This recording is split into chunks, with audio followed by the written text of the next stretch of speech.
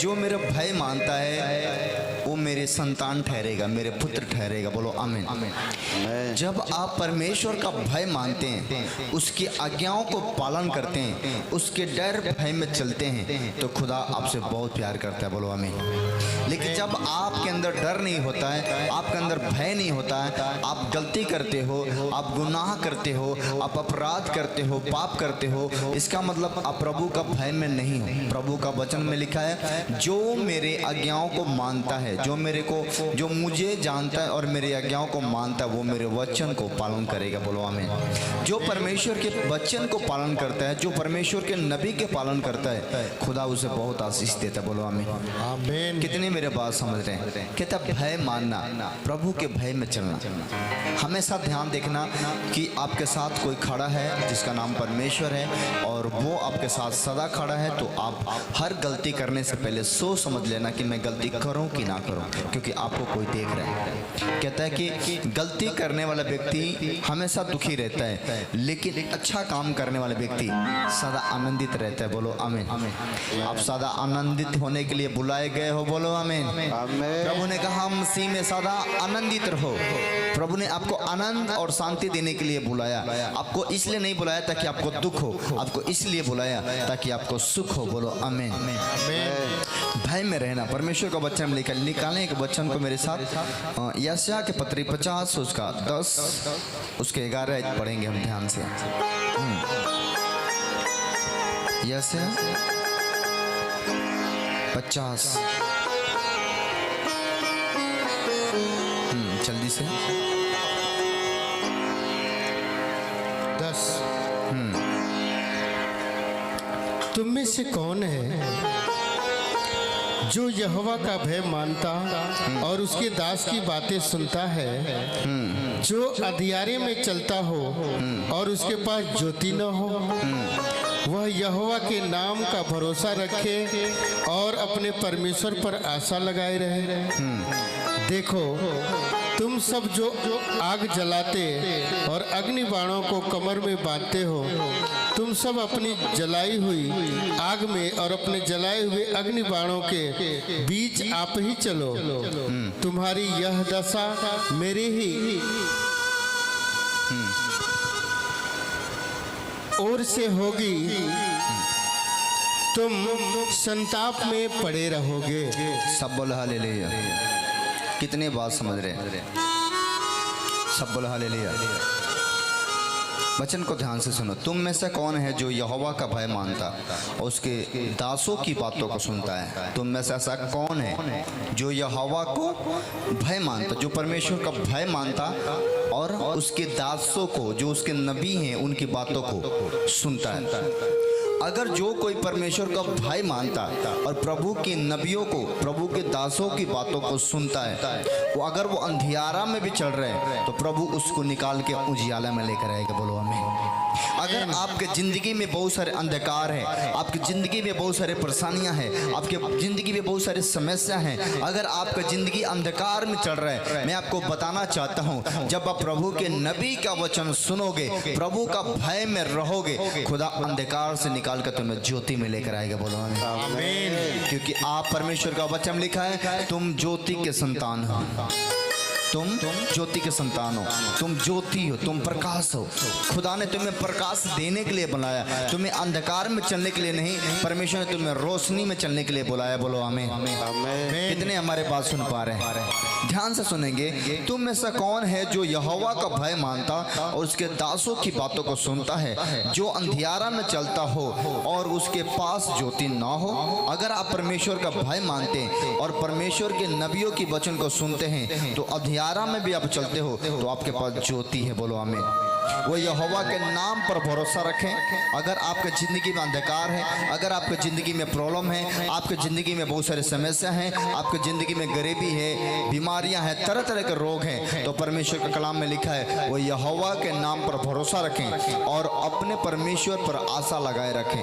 आमीन। जब आप अपने परमेश्वर पर आशा लगाएंगे, जब अपने परमेश्वर के भय में चलेंगे, जब आप परमेश्वर के वचन को, कलाम को सुनेंगे, जब आप परमेश्वर की नबियों को, जो परमेश्वर के दास होते हैं, भविष्यवक्ता होते हैं, प्रॉफिट होते हैं, उनके वचन को सुनते हैं, उनकी बातों को सुनते हैं और उस पर ध्यान लगाते हैं तो परमेश्वर अंधकार में से तुम्हें ज्योति में लेकर आता है। बोलो आमीन।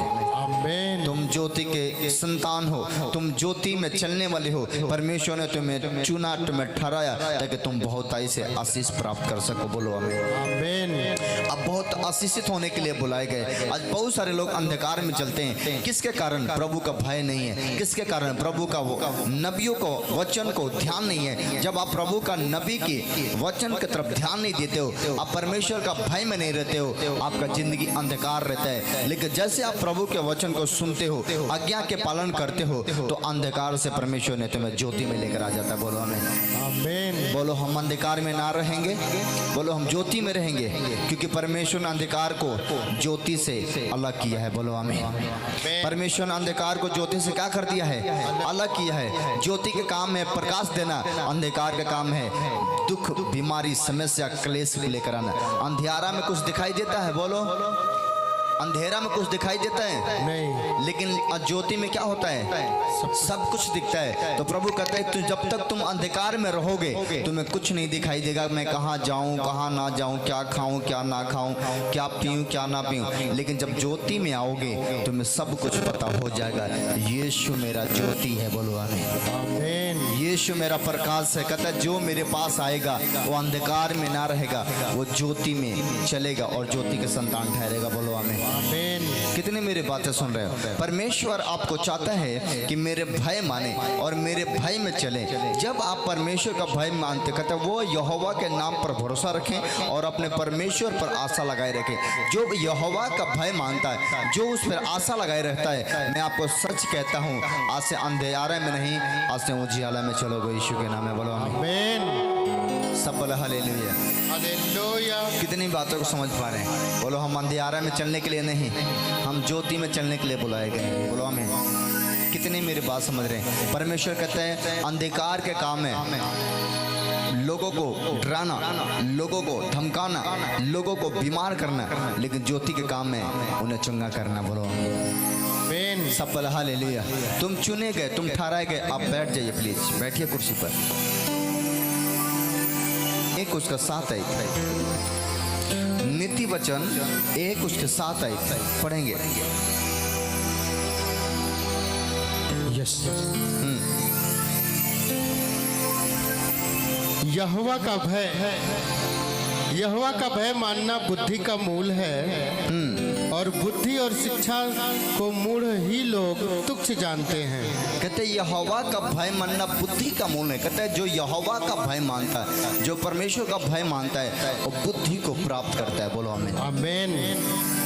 और जो कोई बुद्धि पाता है वो राज करता है। बोलो आमीन। आमीन। सुलेमान के पास सारा धन संपत्ति दौलत था, लेकिन परमेश्वर से प्रार्थना किया और प्रभु से जब प्रार्थना किया, परमेश्वर ने कहा तुम्हें क्या चाहिए बोल, जो तुम्हें जो को चाहिए मुझसे मांग। प्रभु से उसने कहा कि मेरे पास सोना चांदी हीरा मोती सब कुछ है, हे मेरे परमेश्वर मुझे बुद्धि दे दे। क्या मांगा उसने? बोलो बुद्धि। बुद्धि मांगा और बुद्धि से राज को चलाया। आपको मैं बताना चाहता हूँ बुद्धि जरूरी है। जब आप परमेश्वर के भय में रहोगे वो तुम्हें बुद्धि देगा, वो तुम्हें समझ देगा, वो तुम्हें ज्ञान देगा, वो तुम्हें आशीष देगा। आप समझो कि वचन लिखा हुआ है लेकिन उसका उदाहरण नहीं लिखा हुआ है, उसका मतलब नहीं लिखा हुआ बाइबल के अंदर। ये मतलब कहाँ से आती है, ये ज्ञान कहाँ से आती है, ये बुद्धि कहाँ से आती है? यहोवा की तरफ से आती है। बोलो आमीन। इस पे सिर्फ वचन लिखा हुआ है लेकिन उसका उदाहरण नहीं लिखा हुआ है। उदाहरण कौन दे रहा है? परमेश्वर। ज्ञान कौन दे रहा है? परमेश्वर। जब आप प्रभु का भय में चलना शुरू करोगे तो एक एक बिंदी को जब आप पढ़ोगे और प्रभु उसका उत्तर दिया करेगा। बोलो आमीन। जब आप पढ़ोगे प्रभु उसका जवाब दिया करेगा। बोलो आमीन। लेकिन जब आप परमेश्वर का भय में नहीं हो, जब आप आत्मा में परिपूर्ण नहीं है, आप खुदा के साथ कनेक्ट नहीं है, आप बाइबल पढ़ोगे आपको कुछ समझ नहीं आएगा।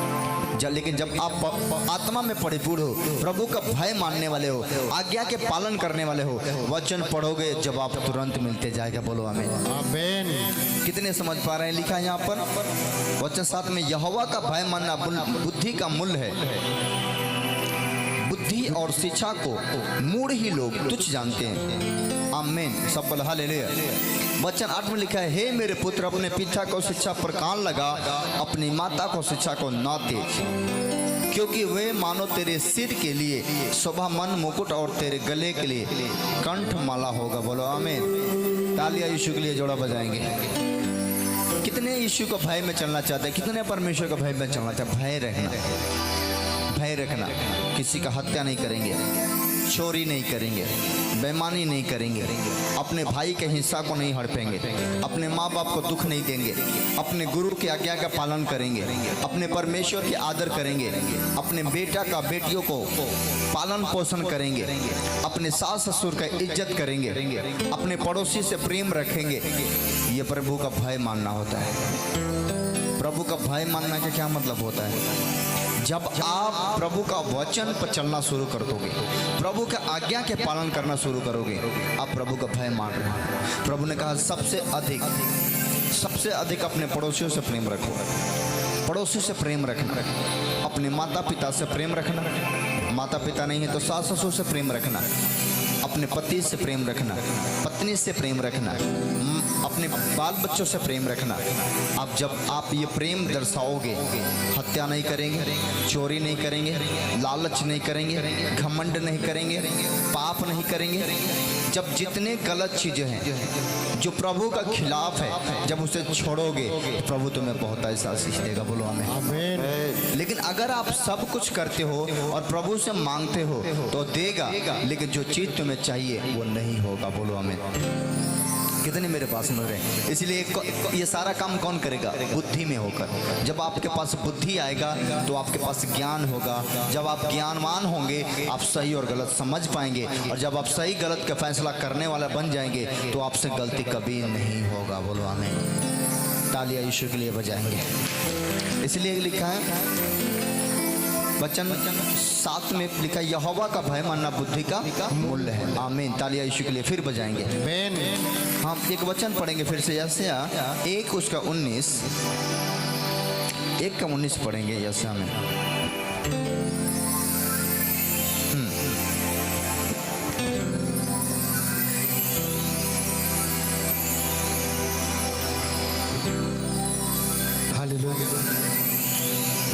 पढ़ो। यदि तुम आज्ञाकारी होकर, सुनो ध्यान से।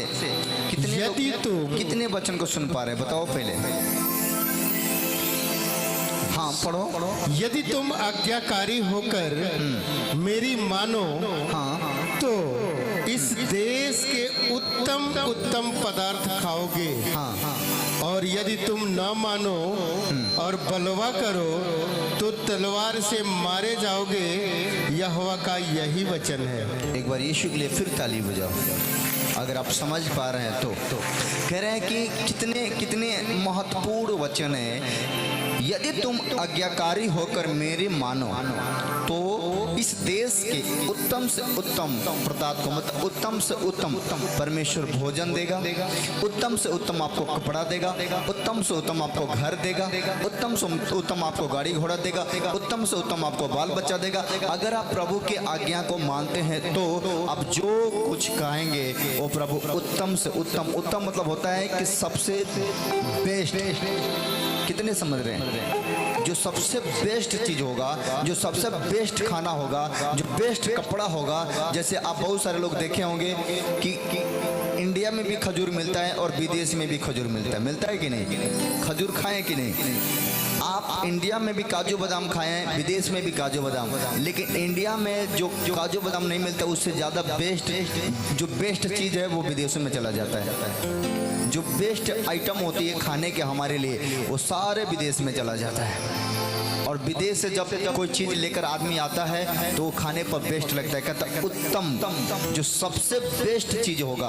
अगर तुम मेरे आज्ञा से मानते हो और मेरे भय में चलोगे, उत्तम से उत्तम तुम पाने पाओगे यीशु के नाम में। आमीन। अरे वो खाना खिलाऊंगा जो तुमने कभी खाया नहीं होगा, वो कपड़ा मैं पहना दूंगा तुम्हारे लिए जो तो कभी पहना ना होगा, उस जगह में तुम्हें घुमा दूंगा जहां पर तुम कभी सोचे नहीं होगा कि मैं यहाँ जा सकता हूँ। वो चीजें मैं तुम्हें दे दूंगा जो तो कभी सोचे क्वेश्चन होंगे जैसे प्रभु ने मुझे दे दिया है। बोलो आमीन। आमीन। उत्तम से उत्तम चीजें। आज से 10 साल पहले प्रभु में जब हम नहीं थे, प्रभु का भय में नहीं थे, प्रभु के साथ हम नहीं चलने वाले थे, मेरे पास कुछ नहीं था, मैं जीरो था।